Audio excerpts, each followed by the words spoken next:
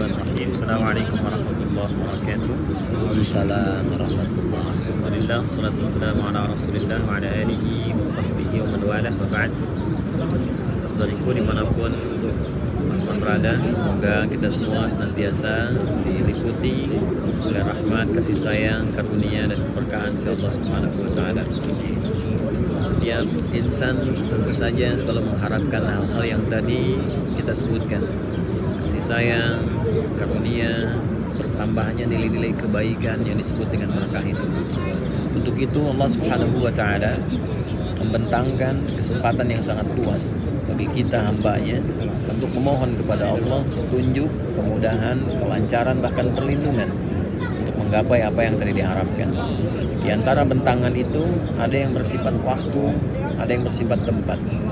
Bahkan dalam hal waktu, Allah Subhanahu wa taala membentangkan kepada kita dari mulai waktu harian, siangnya ada, malamnya ada, bahkan dari subuh sampai dengan kita tertidur kembali. Ada yang sifatnya pekanan, di Jumat itu kita dibentangkan. Ada yang sifatnya bulanan, bahkan ada yang sifatnya tahunan. Semua akumulasi dari waktu harian itu kemudian menjadi waktu pekanan, waktu bulanan, dikumpulkanlah dalam satu bulan yang disebut dengan Ramadan.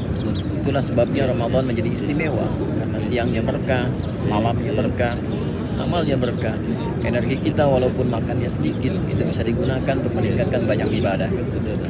Untuk itu Nabi SAW senantiasa menyiapkan diri dan memberikan contoh kepada sahabat-sahabatnya untuk diteruskan kepada umatnya dimanapun mereka tinggal, kapanpun berkehidupan, agar bisa mempersiapkan diri untuk mengoptimalkan ibadah di bulan Ramadan. Persiapan itulah yang Nabi SAW khususnya mulai dari sejak bulan Sya'ban.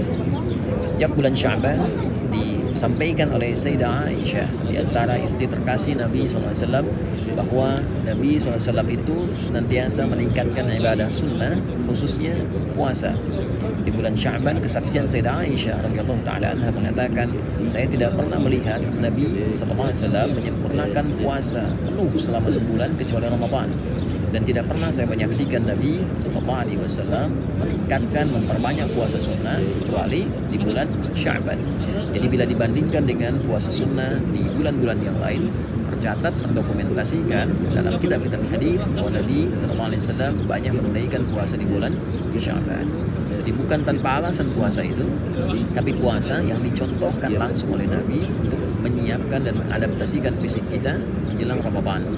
Jadi puasa bukan hanya melatih kita tahan lapar dan haus, tapi puasa juga melatih kita untuk meningkatkan kedekatan kita dengan Allah Subhanahu wa taala. Untuk itulah orang yang membiasakan puasa di bulan Sya'ban secara fisik Ramadan tidak akan kaget. Secara fisik saat Ramadan energinya bisa diarahkan untuk ibadah, alih-alih membiasakan boleh menahan lapar dan haus. Orang yang meningkatkan ibadah, ritual, intelektual, fisikalnya di bulan Sya'ban, maka saat masuk Ramadan dia sudah terbiasa. Tinggal nanti bagaimana menyusun amalnya saat Ramadan, program apa yang akan dioptimalkan dengan kesiapan di bulan Sya'ban itu, maka Ramadan akan lebih terasa maksimal. Yang kedua, Nabi SAW juga memberikan pesan yang sangat kuat di dalam salah satu hadisnya bahwa Sya'ban adalah bulan viral. Sya'ban adalah bulan viral.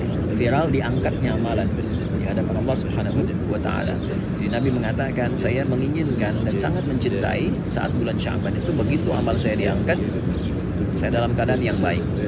Ini memberikan pesan yang kuat bahwa kita betapapun dan bagaimanapun banyaknya aktivitas kita senantiasa diberikan pengawasan oleh Allah Subhanahu wa taala dan diberikan penegasan bahwa suatu saat amal kita akan diungkap, amal kita akan disingkap, kalau bukan di dunia tentu dibuka di akhirat.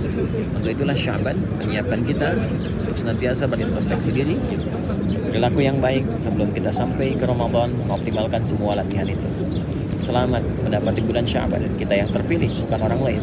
Untuk itulah kita buktikan di hadapan Allah Subhanahu wa taala kita bisa menjadi lebih baik, menyiapkan diri lebih mulia, dan kita songsong Ramadan mudah-mudahan berkah untuk semua.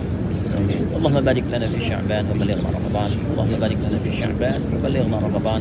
Allahumma barik lana fi Sya'ban wa balighna Ramadan. Wassallallahu ala sayyidina Muhammad wa ala alihi wa sahbihi ajma'in. Alhamdulillahirabbil alamin. Adi Hidayat, Masjidil Haram, Makkah Mukarramah. Assalamualaikum warahmatullahi wabarakatuh. Waalaikumsalam.